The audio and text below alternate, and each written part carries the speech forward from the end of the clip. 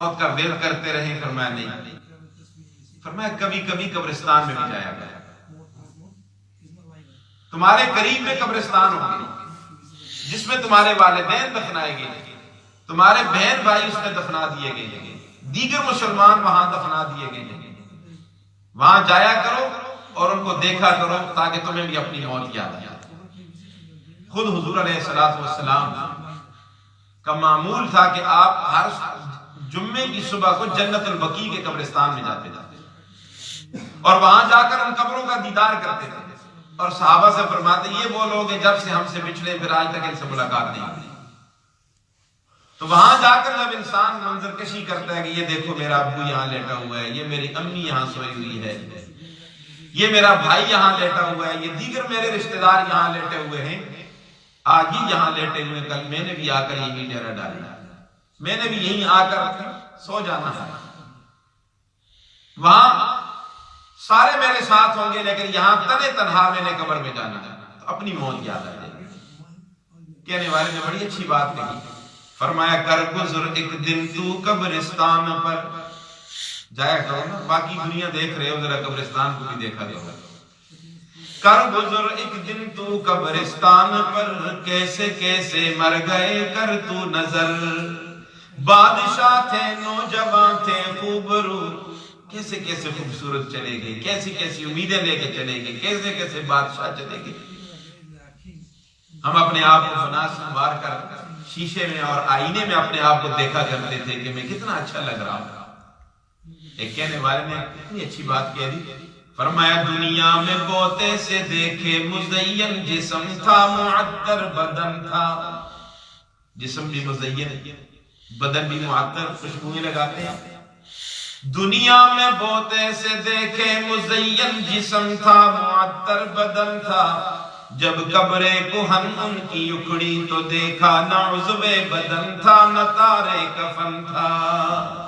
پھر تو جسم کا انگ انگ جدا ہو گیا، پھر تو ریزہ ریزہ ہو گیا اس کا جسم، اس لیے فرمایا جاؤ ذرا قبرستان دیکھا کر گزر ایک دن تو قبرستان پر، کیسے کیسے مر گئے کر تو نظر، بادشاہ تھے نوجوان تھے خوب رو، تھی انہوں کے دلوں میں کیا کیا آرزو، نہ بھول موت کو اے غافل، سر پہ کھڑی ہے اجل، اندھیری گور میں لے آ کوئی چراغ عمل، جن کے محلوں میں ہزاروں رنگ کے فانوس تھے، خاک ان کی قبر پہ پتہ نشاں کچھ بھی نہیں، جن کی صدائے نوبت سے گونجتے تھے آسمان، دم بخود ہے مقبروں میں ہوں نہاں کچھ بھی نہیں، غرور تھا نمود تھی ہٹو بچوں کی تھی صدا، آج میں تم سے کیا کہوں لحد کبھی پتا نہیں۔ نوشیروان جب دنیا سے جانے لگا اپنے دروازے پہ سنہری حروف کے ساتھ یہ جملے لکھوا کے گیا، تم بھی لکھوا دو یہ جملے۔ وہ کیا جملے تھے؟ فرمایا نوشیروان کے در پہ لکھا تھا بآب زر، نوشیروان کے در پہ لکھا تھا بآب زر، کہ اس منزل غریب کے ساکن کہاں گئے، کہاں گئے ان محلات میں رہنے والے، ان کوٹھیوں کو آباد کرنے والے، آج ایک قبرستان کو آباد کرنے کے لیے چل پڑے۔ میرے بھائیوں ایک دن ہم نے یہ سب کچھ چھوڑ کے چلا جانا ہے، آج ہمیں یہ تو فکر ہے کہ میں دولت میں کیسے آگے بڑھ جاؤں، رات کو سوچتے ہیں صبح اٹھتے ہیں تو اسی تگ و دو میں لگے رہتے ہیں، اسی پریشانی کے اندر مبتلا ہے، نیند بھی نہیں آتی رات کو، کئی لوگ کہتے ہیں نیند نہیں آتی، نیند کیسے آتی؟ اتنے بڑے بڑے منصوبے لے کے ہم رات کو جب لیٹ جاتے ہیں تو پھر نیند تو بھاگنے کی نوشے نہیں۔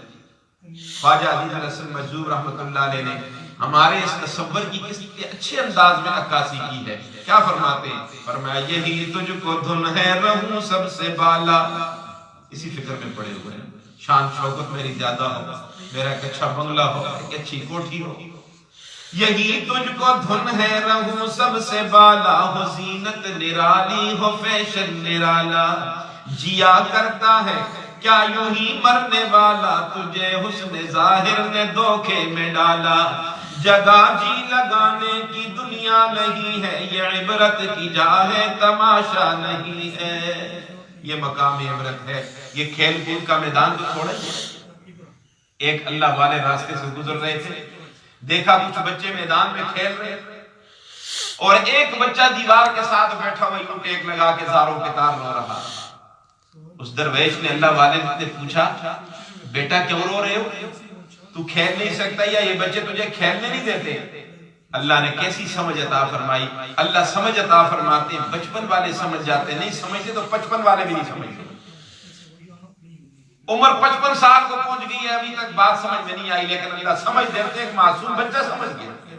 وہ کہنے لگا حضرت میں اس لیے نہیں رو رہا کہ میں کھیل نہیں سکتا یا مجھے کھیلنے نہیں دیتے، میں اس لیے رو رہا ہوں کہ یہ بچے اپنے بچپن کو کھیل کود میں کیوں ضائع کر رہے ہیں. اللہ والے نے پوچھا کہ تجھے یہ فکر کیسے نصیب ہوئی، تو ابھی بچہ ہے. تو اس نے قرآن مجید کی آیت پڑھی افحسبتم انما خلقناکم عبثا وانکم الینا لا ترجعون. کیا حضرت انسان نے یہ گمان کر لیا کہ اللہ نے اسے بیکار پیدا کیا ہے؟ فرمایا یہ بیکار نہیں ہے. اللہ فرماتے ہیں اس کو میں نے اپنی یاد کے لیے، اپنی پہچان اور معرفت کے لیے پیدا کیا ہے. آج انسان یہ سمجھتا ہے کہ میں بیکار ہوں، میری کوئی حیثیت نہیں. اللہ رب العزت نے ساری کائنات کو تیرے لیے بنایا اور تجھے اپنے لیے بنایا. اللہ ہم سب کو یہ سمجھ نصیب فرمائے. اس لیے حضور علیہ السلام نے ارشاد فرمایا موت کو کثرت سے یاد کیا کرو، دل کا زنگ دور ہو جائے گا. اور فرمایا قرآن مجید کی تلاوت کیا کرو، دل کا زنگ دور ہو جائے گا. آج قرآن مجید کی تلاوت بھی ہمارے گھروں سے رخصت ہو گئی ہے.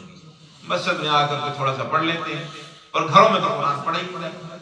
اب گھر میں نیٹ کی جگہ ہے، کیبل کی جگہ ہے، ہر برائی کی جگہ گھر میں ہے، لیکن نہیں ہے تو اللہ کے قرآن کی جگہ نہیں. تو پھر گھر کا ماحول کیسے ٹھیک ہوگا؟ میں نے یہاں بہت سارے لوگوں کو دیکھا، بڑے لوگوں نے پریشانیوں کا اظہار کیا. شاہ صاحب تعویذ بنا کے دو، کوئی وظیفہ بتلاؤ، کوئی دعاؤں کا اہتمام کرو، گھر کا ماحول بگڑا ہوا ہے، یہ ہے فلاں ہے. کیا وجہ ہے؟ ہمارے گھر میں قرآن نہیں ہے. قرآن کی تلاوت ہمارے گھروں میں نہیں ہو رہی. مرد کوئی حضرات مسجد میں آ جاتے ہیں، تھوڑی بہت کوئی تلاوت کر دیتا ہے، باقی سال ہا سال ہم قرآن کو دیکھتے بھی نہیں. اور اللہ رب العزت کا اعلان ہے من اعرض عن ذکری فإن له معیشۃ ضنکا. اب آپ بتائیے رب کا فرمان سچا ہے کہ نہیں؟ سچا فرمان. فرمایا جو میرے ذکر سے، میری یاد سے، میرے قرآن سے اعراض کرے گا، اللہ فرماتے ہیں میں اس کی معیشت تنگ کر دوں گا، میں اس کا گزران تنگ کر دوں گا. وہ کمانے کے باوجود کہے گا میرے پاس کچھ بھی نہیں ہے، پریشان ہی پریشان ہوگا. یہ دنیا کی سزا ملے گی. اور فرمایا وَنَحْشُرُهُ يَوْمَ الْقِيَامَةِ أَعْمَى. اللہ فرماتے ہیں کل قیامت کے دن میں اس کو اندھا کر کے اٹھاؤں گا. جو قرآن سے منہ پھیر لے گا، قرآن سے اعراض کرے گا، فرمایا اس کو میں کل قیامت کے دن اندھا کر کے اٹھاؤں گا. اور وہ رب کے دربار میں تعجب سے پوچھے گا رب لما حشرتنی اعمی وقد كنت بصیرا. اے اللہ مجھے کیوں اندھا کر کے اٹھایا گیا؟ میں تو دنیا میں دیکھنے والا، میں نے تو بڑے نظارے دیکھے آنکھوں سے، آج میں اندھا کر کے اٹھایا جا رہا ہوں. اللہ جواب میں ارشاد فرمائیں گے کذالک اتتک آیاتنا فنسیتها وکذالک اليوم تنسی. فرمایا جیسی کرنی ویسی بھرنی.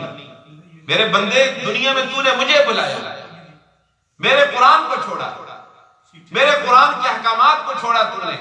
آج میں نے تجھے بھلا دیا. میں نے جو اعلان کیا تھا فاذکرونی اذکرکم، تم مجھے یاد کرو میں تمہیں یاد کروں گا. واشکروا لی ولا تکفرون، میری نعمتوں کی ناقدری نہ کرو، ناشکری نہ کرو، میری نعمتوں کی قدردانی کرو، میں اور اضافہ کروں گا. اور سب سے بڑا ذکر قرآن مجید. یاد رکھو قرآن سے بڑا ذکر بھی کوئی بھی نہیں. اور قرآن کو خود اللہ نے ذکر سے تعبیر کیا اِنَّا نَحْنُ نَزَّلْنَا الذِّكْرَ وَإِنَّا لَهُ لَحَافِظُونَ. اور میں اس قرآن کو میں نے اتارا، اس کی حفاظت بھی میں رب خود کروں گا. میرے بھائیوں دل کا زنگ اگر دور کرنا ہے تو قرآن مجید کی تلاوت کا اہتمام کرو. خود بھی قرآن پڑھو، اپنے بچوں کو بھی قرآن کی تلاوت کا عادی بناؤ. صبح زور تو ہوتا ہے چلو سکول نکلو کالج جاؤ، صبح یہ بھی کہا کرو اٹھو نماز پڑھو، پہلے قرآن کی تلاوت کرو پھر جاؤ اپنے کام کا. کیوں ہم نے قرآن کو چھوڑ دیا؟ کیوں ہم نے قرآن کو پیٹھ کے پیچھے ڈالا؟ ہم کیا داعی بن کے لوگوں کو کہیں گے، غیر مسلموں کو دعوت دیں گے کہ تم آؤ اسلام کی طرف؟ ہم کتنے اسلام پہ چلے؟ صرف یہ کہ نماز پڑھنی مسجد میں آگے، وہ بھی یاد رکھیں آدھے آتے ہیں آدھے نہیں آتے. بہت کم لوگ نماز پڑھتے ہیں. نماز بھی ہم سے رہ گئی ہے، قرآن کی تلاوت بھی ہم سے چھوٹ گئی ہے. پھر ہمارے ہاں کس طرح کا اسلام ہے؟ ہم کس طرح کے اسلام کے داعی بنیں گے؟ کیا ہمارا کردار ہم لوگوں کے سامنے پیش کریں گے؟ کیا نمونہ بن کے لوگوں کے سامنے جائیں گے؟ کس طرح کسی غیر مسلم کو آپ دعوت دیں گے اور آپ سے کہے گا کہ وہ نمونہ تو بتاؤ مجھے اسلام کا؟ ہم اپنے آپ کو دکھا سکتے ہیں کہ میری طرح مسلمان بن جاؤ؟ میرے بھائیو، ہم نے نمونہ بننا ہوگا. ہم نے اپنے کردار سے مسلمانوں لوگوں کو اسلام کی طرف دعوت دینی ہے. آج ہمارے کردار کو دیکھ کر لوگ اسلام سے نکلتے جا رہے ہیں. اس لیے ہم نے اپنی اداؤں پہ غور کرنا ہوگا. ہم نے قرآن کو اپنے سینے کے ساتھ لگانا ہوگا. ہماری ہدایت کے لیے اللہ نے قرآن مجید بھیجا ہے. قرآن مجید سے بڑھ کر کوئی کتاب نہیں کہ جو ہمیں ہدایت کے راستے پہ لگائے. ان ھذا القرآن یہدی للتی ہی اقوم، بلا شبہ مستحکم راہ کی طرف رہنمائی کرنے والی اگر کوئی کتاب ہے تو وہ صرف اللہ کا قرآن ہے. قرآن سے جڑو. قرآن سے اگر نگردانی کریں گے، یاد رکھو ہماری معیشت تنگ ہو جائے گی، ہمارا گزران تنگ ہو جائے گا، پریشان زندگی گزاریں گے. کتنی نعمتیں اللہ دے رہا ہے، یہاں کس چیز کی کمی ہے؟ ان نعمتوں کے باوجود ہم نے اپنے رب کو بھلا دیا. ہماری نوجوان نسل کدھر جا رہی ہے؟ کس طرح بہرا روی کے شکار ہے. کیوں اپنے والدین کی خدمت نہیں کرتے؟ کیوں ماں باپ کا ادب اور احترام نہیں کرتے؟ کیوں قرآن مجید کی طرف نہیں آتے؟ میرے بھائی، یہ ہماری غلطیاں، ہمارا قصور ہے کہ ہم نے اپنے بچوں پہ کوئی محنت نہیں کی. ہم نے یہ سمجھا کہ دنیا ہی سب کچھ ہے. یہ دنیا ہی سب کچھ نہیں ہے میرے بھائیو. وہ زندگی، آنے والی زندگی، دائمی زندگی ہے، سب کچھ وہ ہے. ہم نے اللہ کے حضور پیش ہوئے. اس لیے میرے بھائیو، اگر دلوں کا زنگ دور کرنا ہے تو قرآن مجید کی تلاوت کا اہتمام کیا کرو. قرآن مجید کو اپنی زندگی کا وظیفہ بنا لو. سرکار دو عالم رحمت للعالمین صلی اللہ علیہ وسلم نے ارشاد فرمایا، ان اللہ یرفع بہذا الکتاب اقواما ویضع بہ آخرین. کئی قوموں کو اللہ نے اس قرآن کی وجہ سے بلند کر دیا اور کئی قوموں کو اللہ نے اسی قرآن کی وجہ سے پست اور ذلیل کر دیا. وجہ کیا ہے؟ فرمایا جنہوں نے قرآن کو اپنی زندگی کا وظیفہ بنایا وہ کمزور قومیں تھی، لیکن اللہ نے انہیں بلند کر دیا. لیکن جو طاقتور قومیں تھیں، قرآن کو چھوڑا، اللہ نے انہیں پست اور ذلیل کر دیا. آج یہ واحد راستہ قرآن مجید کا ہے، کامیابی کا واحد راستہ ہے. تو قرآن سے جڑو. قرآن کا دیکھنا بھی ثواب ہے. قرآن کا دیکھنا بھی ثواب ہے. قرآن کہتا ہے مجھے دیکھو تو گناہ معاف کرا دوں گا. قرآن کہتا ہے مجھے یاد کرو تو حافظ بنا دوں گا. مجھے لہجے سے پڑھو تو قاری بنا دوں گا. قرآن کہتا ہے مجھے لے کے مصلی پہ کھڑے ہو جاؤ امام بنا دوں گا. مجھے لے کے ممبر پہ بیٹھ جاؤ خطیب بنا دوں گا. قرآن کہتا ہے مجھے معانی اور مطالب سے پڑھو تو مفسر بنا دوں گا. قرآن کہتا ہے مجھے دیکھو تو گناہ معاف کرا دوں گا، دل صاف کرا دوں گا. مجھ پہ عمل کرو تو ولی اللہ بنا دوں گا. اہل القرآن اہل اللہ. دنیا والوں، اللہ کے ولی اور دوست دیکھنے ہوں انہیں دیکھو جن کے سینوں میں اللہ کا قرآن ہے. کیونکہ قرآن اسی سینے میں آتا ہے کہ جو سینہ صاف ستھرا ہوتا ہے. آپ دودھ گندے برتن میں ڈالتے ہیں یا ستھرے برتن میں؟ صاف برتن میں ڈالتے ہیں. تو قرآن کی مثال بھی دودھ کی طرح ہے. اللہ اپنا قرآن بھی، اپنا کلام بھی اس سینے میں ڈالتے ہیں کہ جو سینہ ٹھیک ہوتا ہے، جس کو اللہ پسند فرماتے ہیں. ثم اورثنا الکتاب الذین اصطفینا من عبادنا. اللہ رب العزت فرماتے ہیں میں اپنی کتاب کا وارث ان لوگوں کو بناتا ہوں جو مجھے اچھے لگتے ہیں. ان کا انتخاب میں کرتا ہوں. اس لیے میرے بھائیو، اللہ سے توفیق مانگو کہ ہم اللہ کے قرآن سے جڑ جائیں، وابستہ ہو جائیں. کون سی چیز کی کمی ہے قرآن میں؟ ہر چیز قرآن پاک کے اندر موجود ہے. آئیے قرآن سے جڑیے، قرآن والوں سے جڑیے. اہل اللہ کی مجلسوں میں بیٹھا کرو، بھاگا نہ کرو. پیٹھ دے کے ہم جب بھاگتے ہیں اللہ کا قرآن ناراض ہو جاتا ہے اور کلام بھیجنے والا بھی ناراض ہو جاتا ہے. میرے کلام کے تبصرے ہو رہے ہیں، میرا قرآن بیان کیے جا رہا ہے، لوگ بھاگتے جا رہے ہیں. اسی کو تو ذکر کہتے ہیں، اس کو اعراض کہتے ہیں. من اعرض عن ذکری، دوڑتے ہم دنیا کی طرف دوڑ لگاتے ہیں. اس لیے قرآن سے جڑیں گے، قرآن ہمیں بلند کرے گا. میرے بھائیوں، ایک واقعہ میں نے کتاب کے اندر پڑھا کہ ایک بزرگ فوت ہو گیا، اللہ والا تھا. بچپن میں اس نے قرآن نہیں پڑھا. جب بوڑھا ہوا تو اسے قرآن پڑھنے کا شوق پیدا ہو گیا. اور جب وہ فوت ہوا تو اس کی قبر میں جب اس کو اتارا گیا تو دنوں کے بعد اس کی قبر کو کسی وجہ سے کھولنا پڑا. تو کیا دیکھتے اس کی قبر چمک رہی ہے اور معطر ہے، خوشبو آ رہی ہے اور اس کی سفید کفن پر پھولوں کی چادر پڑی پڑی. جس نے اس قبر کو کھولا تو اس نے آ کے گھر والوں سے پوچھا کہ کون سی نیکی کرتا تھا، کون سا عمل کرتا تھا کہ اس کی قبر چمک رہی ہے اور روشن ہے اور اس کی قبر سے خوشبوئیں مہک رہی ہیں. تو گھر والوں نے کہا تو کوئی نیکی نظر نہیں آتی. بچپن میں اس نے قرآن نہیں پڑھا تھا، جب بوڑھا ہوا تو قرآن پڑھنے کا شوق پیدا ہو گیا.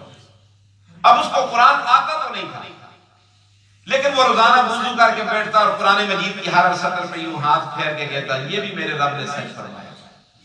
کیا کہتے ہیں؟ یہ بھی میرے رب نے سچ فرمایا، یہ بھی میرے رب نے سچ فرمایا۔ بس طرح کرتے کرتے قرآن ختم کر لیتا، اللہ نے اس محبت کی وجہ سے اس کی قبر کو روشن کر دیا۔ اب آپ بتائیں، صرف دیکھا اور محبت سے اس پہ انگلی پھیری اور اللہ نے قبر کو چمکا دیا۔ جو روزانہ قرآن پڑھتے، جن کے سینوں میں اللہ کا قرآن ہے، کیا ان کی قبریں روشن ہوں گی نہیں؟ اللہ ضرور روشن کرے گا۔ میرے بھائیوں، روح کی غذا اللہ کا قرآن ہے۔